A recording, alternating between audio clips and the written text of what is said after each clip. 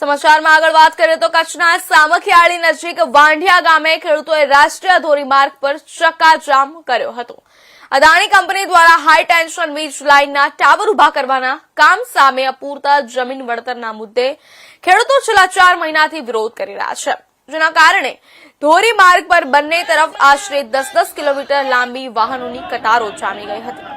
ખેડૂતોને અન્યાય થઈ રહ્યો હોવાની લાગણી સાથે આજે વાંઢિયા ખાતે કચ્છ કિસાન સંઘ દ્વારા મહાસભા યોજવામાં આવી હતી, જેમાં 120 દિવસથી ચાલી રહેલા આંદોલનને ભવિષ્યમાં પણ ચાલુ રાખવાનો ખેડૂતોએ નિર્ધાર વ્યક્ત કર્યો હતો।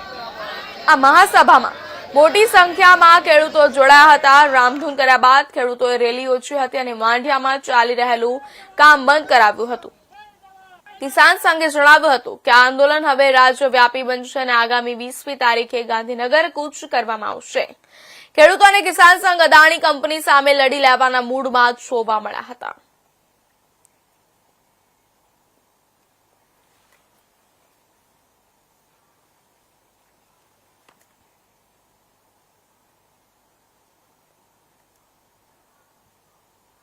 રાજસ્થાન તરફથી ગુજરાત તરફ જતી ટ્રકને